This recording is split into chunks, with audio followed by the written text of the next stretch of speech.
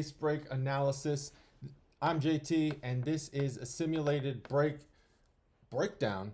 Uh, I have developed an algorithm to simulate case breaks based on some of the checklist, stated pack odds, print runs, etc. And I am going to share those simulations with you so that you could be better informed when you are buying into your breaks. This will be nothing flashy, nothing special. I'm just going to run down this little document that I create from each product as they come out, and that will help you uh, inform you on how to make better decisions about which teams you buy into, which breaks you buy into, which products you might actually take part in. So this first one here might be a little longer than most of them, but I plan to make these and make them pretty rapid fire. At each step in the way, when I have information showing that is important, I will stop, I will pause, I'll tell you to take a screenshot or whatever, pause the video. You do whatever you want, I don't care. This is for you. And I love case breaks. I love buying into them, but I hate wasting money. So I was looking for a way to do this, and I did it. So now I figured I'd share. So the first one up is the 2021-22 Panini Mosaic basketball. This product, it's already out, so it took me a little while to get this simulation done because it was the first one. But here's how this will go. So I always show up first that I ran 20 simulations, and then I'm going to go into the product a little bit. So what is this good for? This set is good for collecting parallels and rainbows. There are 1,800 different one-of-ones in this set, and there are plenty of rookies and vets in the auto checklist. This set is more of the stadium club type where for baseball, for basketball fans. This is for the collector. It is for building sets, building parallels, collecting rainbows, etc. We'll get to the investor part here in a minute, but what you get 15 cards per pack, and you get 12 boxes per case.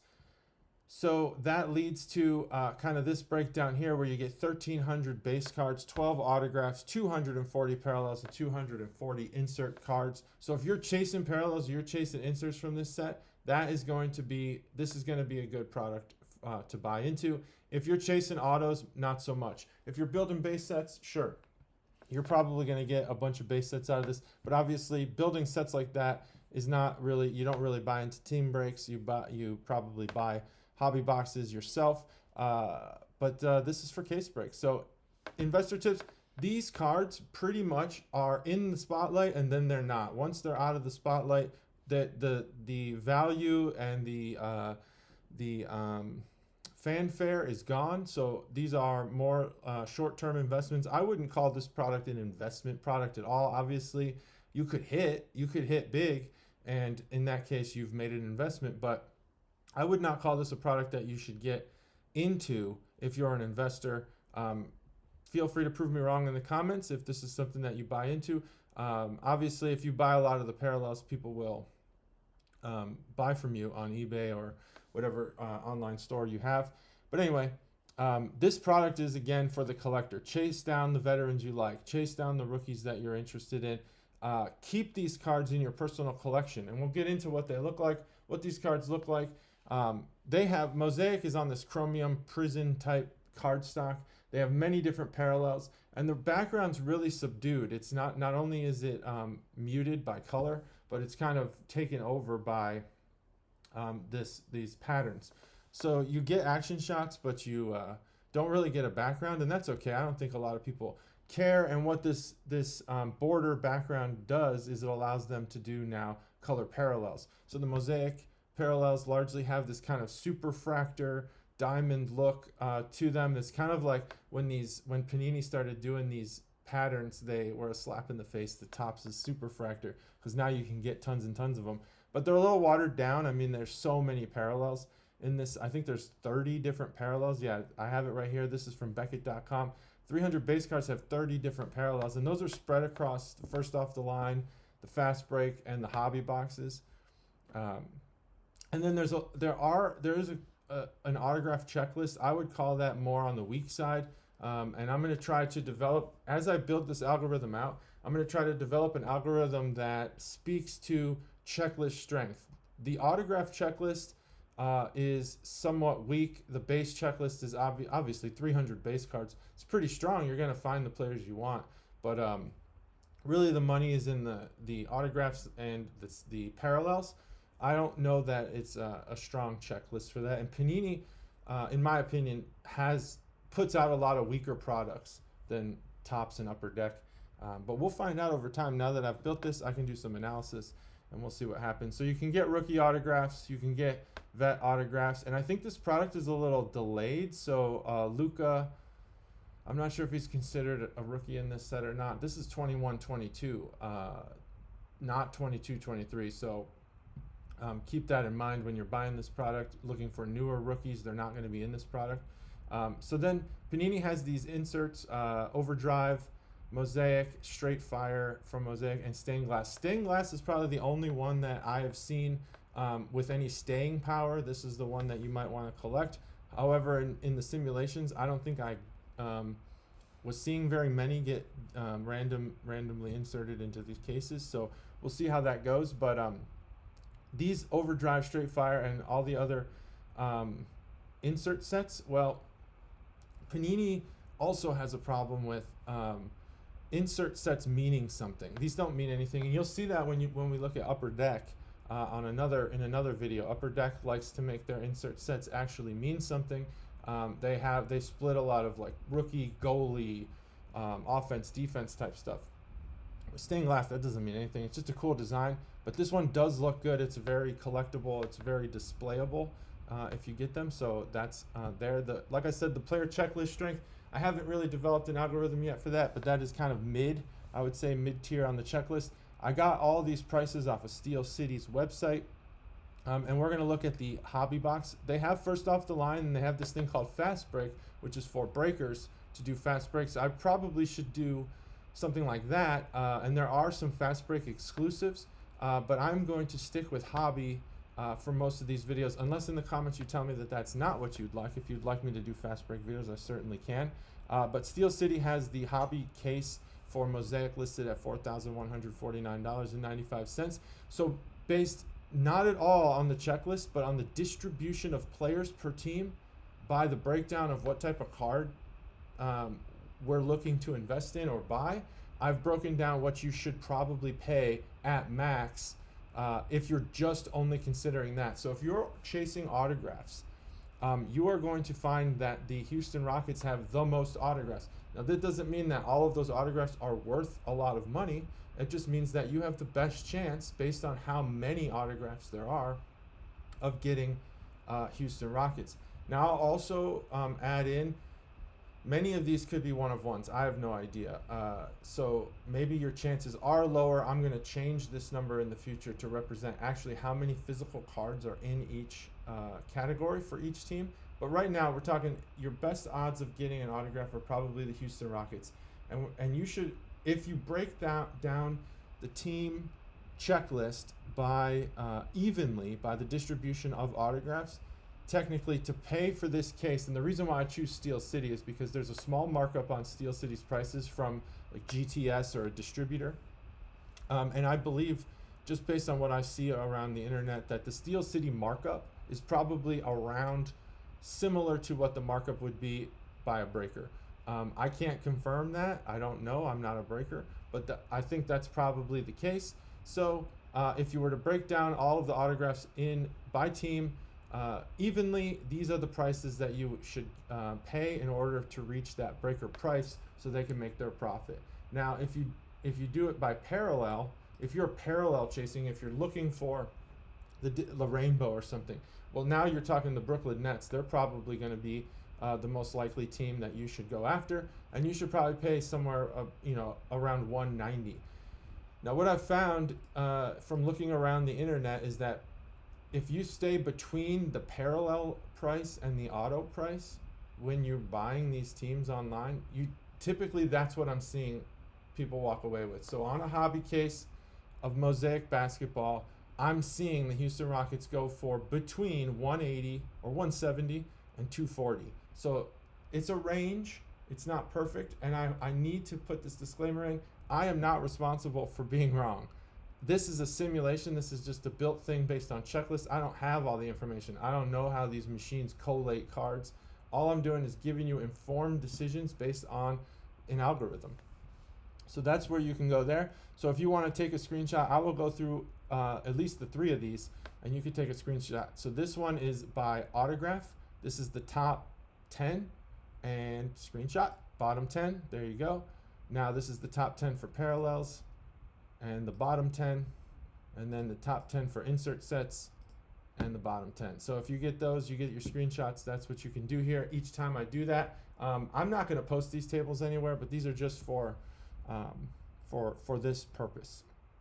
Now, the master checklist, these are the card types and quantities. So I make some assumptions here. If there's a base card and there's no serial number listed, I just assume it's to 10,000. If there's parallels and there's no serial number listed, I assume it's to $9.99. Inserts the same. Memorabilia to $4.99, and autographs without serial numbers to $99. In Upper Deck, I do a little different where I do some to $1.99. That's just because there are redemptions and memorabilia autos and stuff like that. In this product, there are not. So this is the breakdown of what you get per set with those assumptions, but there are obviously stated print runs in the checklist. So like the All NBA base, All NBA Mosaic Black is a 1 of 1, and there are 15 of those in the entire product. There are 400 1 of 1s of just the base Mosaic Black. There are 400 of the base Mosaic Choice Nebula. And this is the breakdown here of all of the 1 of 1s, then the 1 of 10s, etc. I don't really know what anyone would want to screenshot, so go ahead and comment if there's something you want me to do with this next time. Like the rarest cards here, there's only 5 Finals MVP base Mosaic Black 1 of 1s. So that's like the rarest card in this set. Is that important to you? I have no idea. But maybe when you're putting your cards up on eBay, this is something you might want to keep in mind. Second rarest, third rarest, whatever. So that is the breakdown there of what it should be, obviously, given those assumptions. Now, if we want to go by team, but we don't care about what type of set it is, we're looking at how many 1 of 1s are in this set by team. Well, the Brooklyn Nets have 79, the Rockets have 78, Knicks have 75, etc. So you could screenshot this. There's a lot of parallels in this. So there you go, a lot of serial numbered stuff. What has the least amount of 1 of 1s? Here you go. Screenshot that, use that to whatever you want. And now let's go down to just kind of analyzing this product as a whole. There are 1,800 1 of 1s. If you're chasing 1 of 1s, if you're the kind of person who wants to send cards to get graded and you want very rare cards, this would be for you. There are 1,800 of them. Here's the breakdown of the rest of the print runs. Some of these ones at the top, 10,000, 1,000, 500, and 100. I have added some of those based on the assumptions I'm making. And now we can go cards by team. This is for the whole checklist, not just the simulation. This is for the entire checklist. Cards by team. We'll start at the top. Nets, Rockets, Warriors. There you go. That is regardless of what type of set it is. Now we'll do the bottom part. A lot of these you're going to see are teams that move cities, change their names, whatever, and they're probably part of some other team.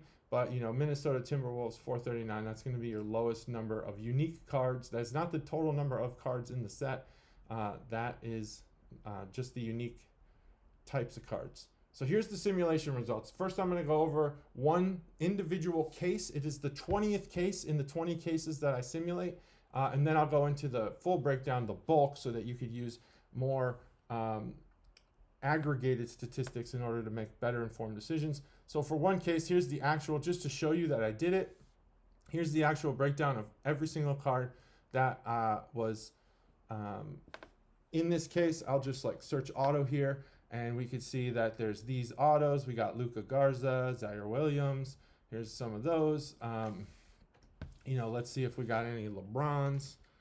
We did. Here they are. Any good low ones? Here's a nice, cool card, starting 5. I saw some of those in the YouTube breaks.